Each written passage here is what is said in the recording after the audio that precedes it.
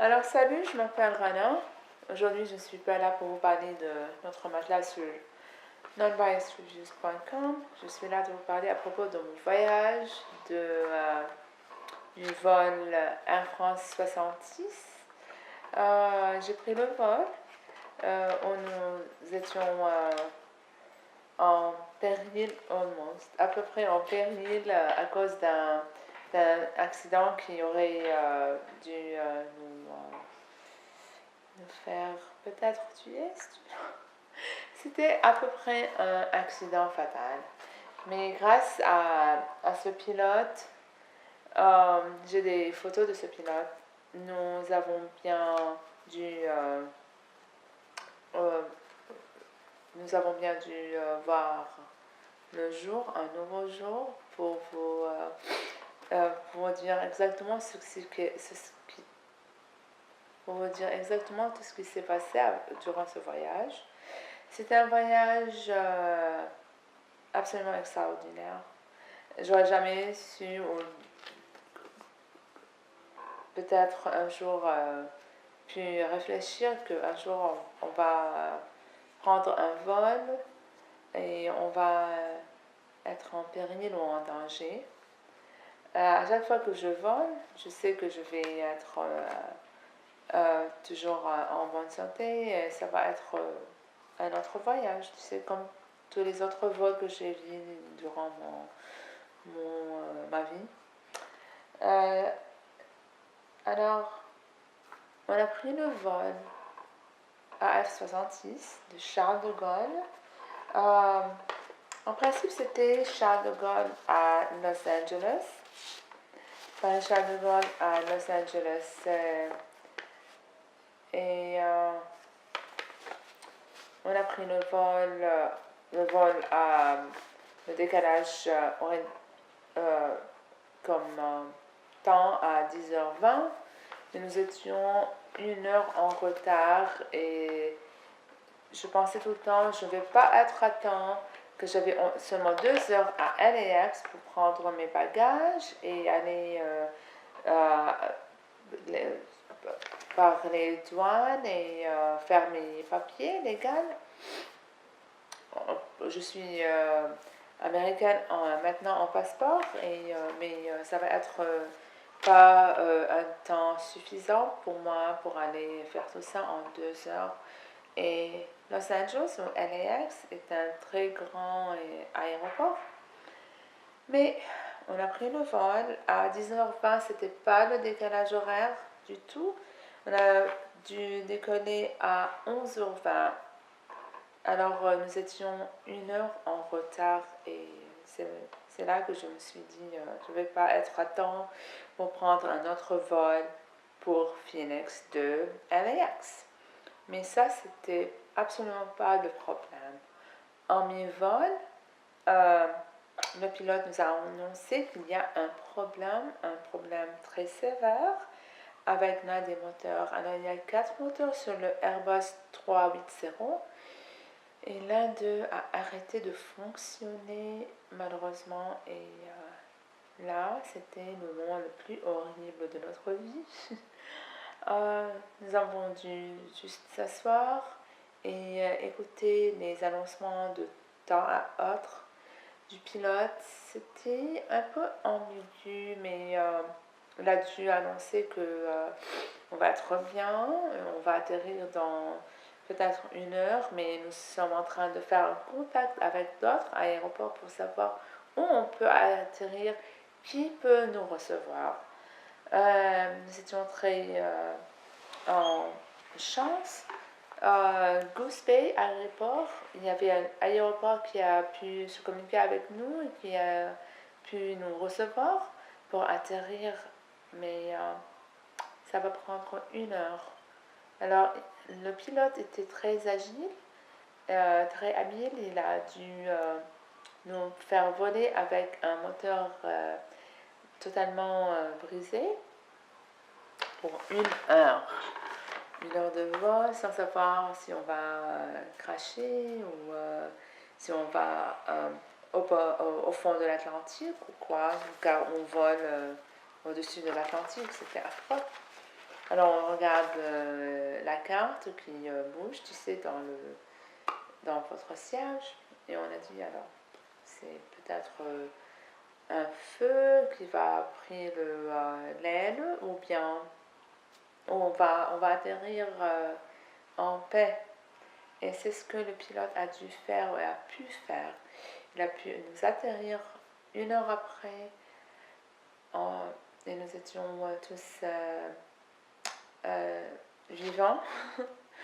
Nous avons tous applaudi, c'était un merveilleux moment, mais c'était pas la fin du conte. On n'a pas pu quitter l'avion. Nous étions emprisonnés dans l'avion, dedans, pour à peu près 18 heures, sans savoir quand on peut quitter, comment on peut quitter, qui peut ou à quelle heure quelqu'un peut venir nous sauver. C'était absolument pas agréable. Le Airbus 380 était un grand et gros, énorme avion, mais à chaque moment, ce grand avion était devenu trop étroit et trop petit pour nous parce que nous étions partout dans l'avion. On n'a pas pu quitter car c'était une base militaire à Goose Bay où on a pu atterrir. Alors Goose Bay Military Base ou bien une base militaire, on n'a pas le droit de quitter ou bien de marcher, mais ils ont fait une exception pour les gens qui fument. Alors j'ai dû prétendre que je suis aussi une fumeuse, alors j'ai pris le bus. C'était l'un des plus agréables moments de ma vie quand j'ai pu quitter cet avion pour quelques minutes. Nous sommes allés dans une chambre ou bien un lobby où on a pu marcher un peu. D'autres gens sont partis dans l'autre côté de lobby. Il y a une autre porte pour sortir dehors. Ils ont dû fumer. J'étais très heureuse de passer quelques minutes de liberté, de libre. J'étais libre. Alors, quelques minutes plus tard, celle qui était en train de nous guider, ou bien l'hôtesse de l'air qui était en charge, nous a appelé pour aller dans l'avion car on ne peut pas passer toute la nuit là-bas. On a dû revenir. On ne cessait pas de demander quand est-ce qu'on va quitter. Et ça fait 6 heures ou 7 heures d'attente dans l'avion. C'était pas trop agréable, bien une bonne expérience. Puis il n'y avait plus de nourriture à bord ou bien de l'eau pour laver les mains. J'ai dû prendre une petite tasse avec d'eau pour que je puisse laver mes mains avec du savon. Et puis les toilettes étaient à ce moment sentaient très mauvais. Mais ils ont pu emmener des sandwichs. Des Canadiens nous ont fait des sandwichs pour manger. J'avais perdu l'appétit, mais ils n'ont pas annoncé qu'il y avait de la nourriture au bord, ou bien ils n'ont pas fait de leur meilleur pour distribuer ces sandwichs ou bien cette nourriture. Mais j'ai pu voir des boîtes et des boîtes de sandwichs. C'est comme ça que je savais qu'il y avait quelque chose pour manger, mais malheureusement pour les autres, ils n'avaient aucune idée qu'il y a quelque chose pour manger là-bas. Enfin, plus que 8 ou 10 heures ont passé et il n'y a pas d'actualité ou bien de nouvelles qui sont trop à l'heure ou bien qui sont ponctuelles. Tout le monde nous disait n'importe quoi et n'avait aucune idée de ce qui se passe. Le groupe, l'équipe, l'équipage ou bien les pilotes n'avaient pas de réponse pour nous qui sont exactes, des réponses qui pouvaient nous aider. Alors, on a dû attendre encore, le pilote n'arrêtait pas d'annoncer pourquoi vous ne vous reposez pas, il faut vous reposer et prendre une nappe. Like, je ne veux pas prendre une nappe, je ne veux pas me reposer, je veux sortir juste. 18 heures ont passé et puis ils nous ont promis peut-être, avant que ces 18 heures ont passé, ils nous ont promis peut-être qu'ils vont envoyer un bus pour nous transporter à Montréal et ça va prendre 6 heures. C'était pas vrai, ça allait prendre 24 heures, mais on n'a pas pu quitter l'Airbus ou bien le vol d'avion. Et puis, deux avions sont venus après. L'un est venu premièrement, qui pouvait prendre 100 à 104 passagers, mais sans prendre leur bagage. Alors, on a dû attendre pour un autre vol, une heure après, pour venir nous prendre le reste des passagers. On a désembarqué et ça lui vraiment sentait très bien de quitter finalement 18 heures après. Alors, on n'a jamais pris un vol pour LAX. Nous nous sommes dirigés vers Atlanta. Trop de gens n'étaient pas ravis ou contents d'entendre que ça c'est le cas. Mais pour moi, j'étais un peu égoïste, si tu veux, et je veux juste pour me diriger vers l'Amérique. Nous sommes dirigés vers Atlanta, personne ne nous aidait en bord. Tout le monde était comme... Il n'avait pas de... Il y a une nouvelle équipe, mais cette équipe n'était pas là pour nous aider ou pour nous donner des réponses. J'ai dit à un certain moment à une des hôtesses de l'air dès qu'on atterrit, on va aller à Delta et vous allez nous donner un ticket pour aller juste tout de suite à Phoenix. Elle nous a dit, je sais rien, un groupe va vous aider quand vous atterrissez. Oui, c'était pas professionnel. En tout cas, nous sommes atterris, mais personne ne nous attendait. Il n'y avait personne là pour nous aider. Il n'y avait pas une ligne spéciale pour nous prendre, pour nous donner des spécial tickets ou bien un billet d'embarquement. Rien du tout.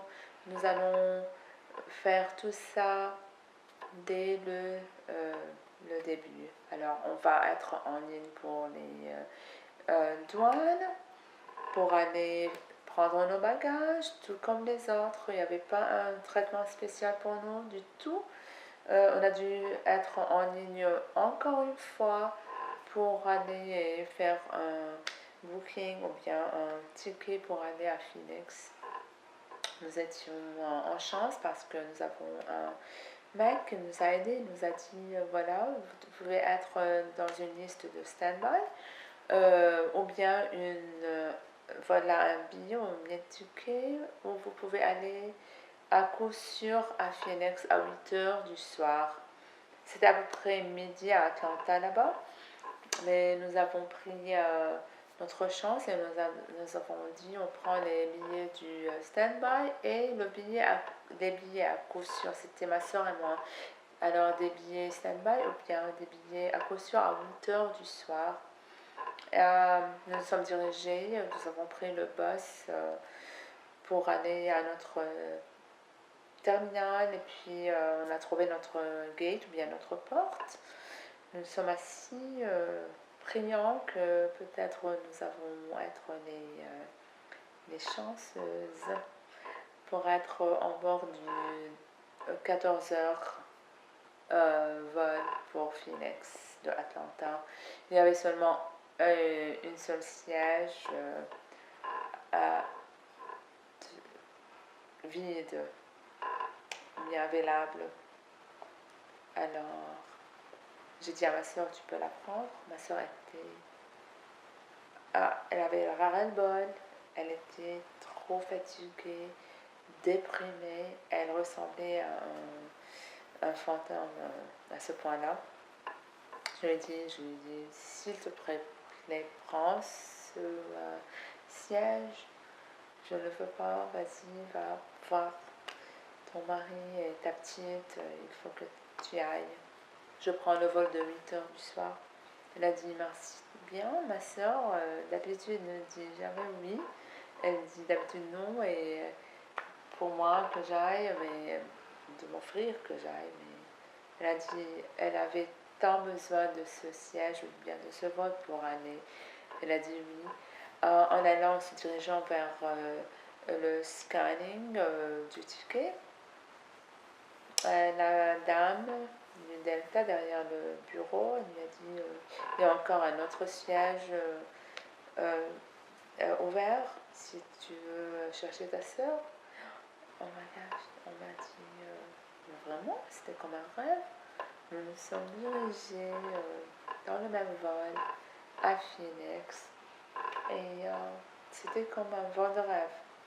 C'était, je ne savais pas si c'était réel ou bien surréel.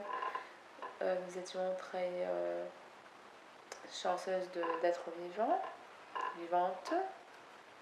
Tout le monde était vivant, nous étions vivantes, rassurément, toujours en train d'être là et de communiquer avec notre famille, même si c'était à Beyrouth, bien ici. Et voilà, ça c'est notre vol. C'était un vol, on a survécu ce vol, le vol 066 de Air France. C'était un peu, à peu près fatal, mais grâce à ce pilote, encore une fois, on a pu revoir un autre jour.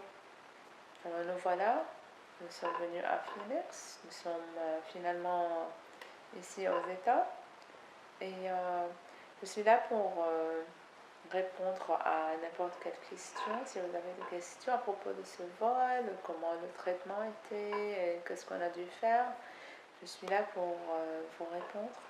Et ça c'est mon histoire en bref. Au revoir.